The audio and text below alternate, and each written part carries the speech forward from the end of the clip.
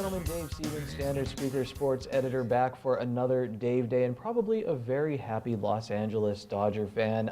Dave, sometimes when you're living through history, you don't appreciate it as much. CBS writer for CBS.com, Matt Snyder, said, pointed out this Dodgers team in the regular season so far, not over yet, but definitely one of the best regular season runs so far. So now the question becomes, can they finish in the postseason? That's kind of right where you went when I told you. You didn't smile. You shook your head a bit and said, can they do it in the playoffs?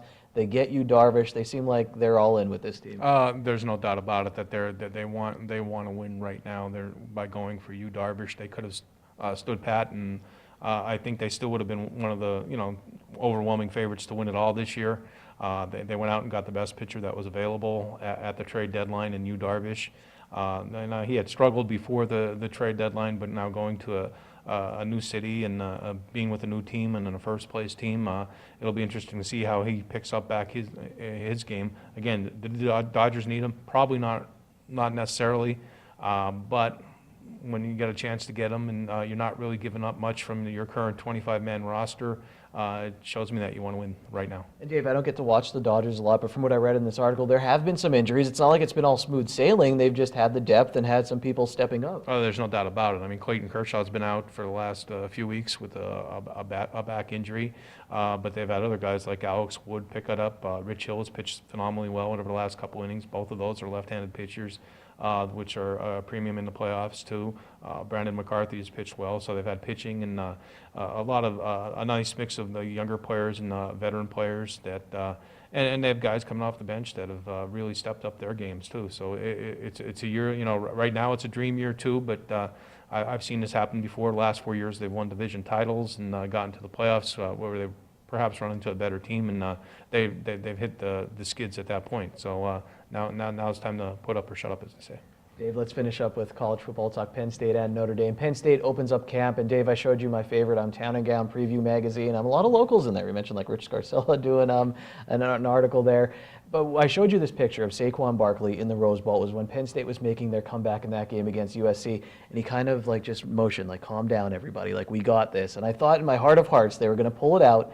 They didn't. I was devastated after that because I thought that's going to be the defining moment of the season. Dave, you said something that was profound. You said, no, better things to come this year. Everyone still calm down. So as we look at the 2017 Nittany Lions, you prophetic, you think better things to come?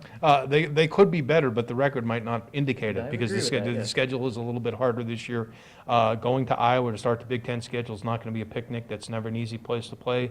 After you play Indiana, who will be improved defensively, and they gave the Lions fits for 3 quarters last year. The Lions only scored 14 points over the first 3 quarters.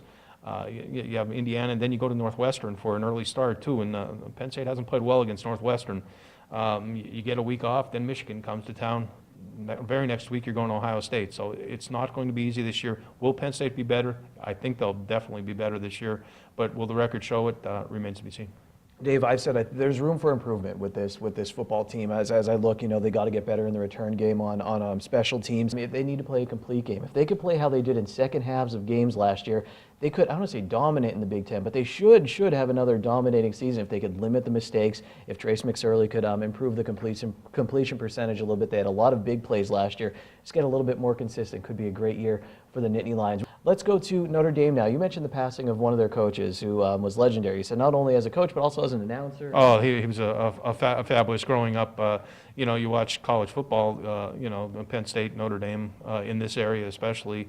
Not only did you get to watch the games on that Saturday, but then you got to watch the highlights package show, and that's where a lot of us who grew up in the 70s, we got our indoctrination into football at that point. You watched Lindsey Nelson doing the voiceover on the highlights with Paul Hornung, and and Notre Dame was a team everybody watched at that time, and Ara Parseghian, great coach, legendary coach, and then as he got older, you knew of him more as an announcer, but somebody who was always in tune with college football, and you always associated him with Notre Dame, but then you associate him with other great games that you might have watched over the years. As well, and Notre Dame, they should have brighter days again this season, Dave. I think we'll see improvement there for the Fighting Irish. I don't think there's going to be any doubt about that. I think, you can't lose as many close games as they did last year without getting some of those reversed in your favor. They're going to have a tough schedule with Georgia coming to South Bend in the second week of the season too.